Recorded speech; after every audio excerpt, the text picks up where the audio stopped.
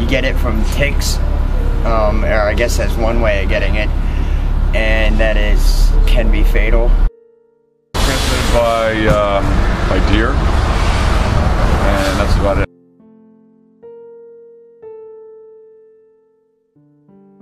Hallucinations possibly, but I wouldn't know how to identify that I had it aside from possibly a ring around a tick bite.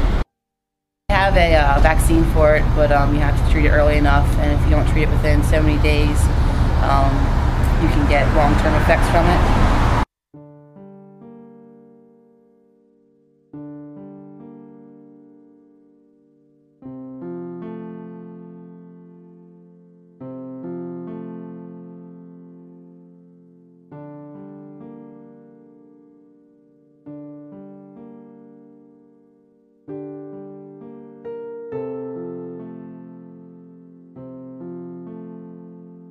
One afternoon in late September, my son Matthew had come back home from school with a fever and chills, and I felt he had swollen glands, so I just made him some soup to help with what I thought was some flu-like virus. After maybe 2 or 3 days with these same symptoms, I noticed that he always seemed to be scratching at the back of his knee. I made him show me the back of his leg, and I saw a huge bullseye rash. I had no idea what to think at this point. I immediately took him to the doctor, not knowing what to make of these flu symptoms and a strange rash. Without much hesitancy, the doctor diagnosed Matthew with Lyme disease. I had never even really known what it was, only that it had something to do with ticks. He said that we should still run some tests, but all of his problems made it seem like it had to be Lyme. Luckily, Matthew was able to be put on antibiotics immediately, and he was feeling back to himself within a few weeks. If I hadn't noticed him scratching his leg, though, we would never have known to take him to the doctor, and chronic Lyme disease could have developed with much more issues. We wanted to make sure that none of his other friends had the disease, even though it's not contagious.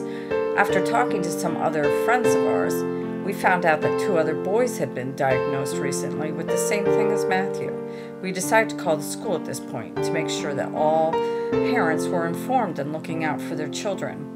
It wasn't until a little later in the year, when 5 other kids in the elementary school had been diagnosed with Lyme disease, that the school took some action, though. They began to think that it had to be from something that they all were exposed to, and noticed at recess was the something they all had in common. The playground is right next to a large wooded area, and playing around this type of environment was most likely where the ticks came from. At a PTA meeting, we all began to discuss the possibility of the school having some policies that would help prevent this from happening anymore. We proposed educating the recess monitors about Lyme disease so that they could help to keep the kids away from the woods. We also wanted to have a dress code for recess, including long pants, long sleeve shirts, and closed shoes to limit the area that was exposed to ticks.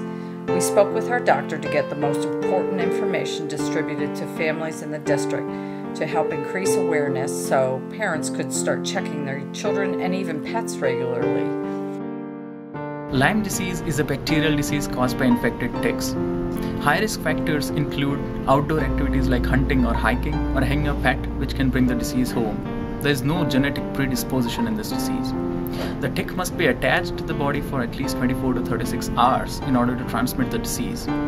However, most people with Lyme disease do not remember having seen the tick because it's too small to be seen. On the other hand, most people with a tick bite do not get Lyme disease. The earliest symptoms of Lyme disease are similar to that of flu, like fever, chills, local itch, muscle pains, body ache. However, the typical feature of Lyme disease is the rash. It looks like a bullseye.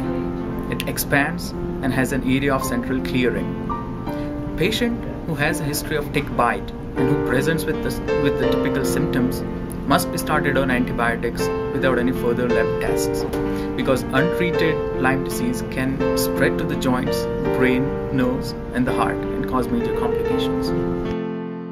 Here are some tips to prevent Lyme disease. Use insect repellents. Cover your skin adequately with clothes. Avoid walking in high grasses. Check yourself and your kids and pets after being outside in the woods. To remove a tick attached to the body, grasp it close to its head using tweezers, pull it straight out with a slow and steady motion, and make sure that its head is not embedded in the skin. I was really lucky to have Matthew taken care of early, but knowing the problems it can lead to, I would never want to see another parent go through that kind of upset.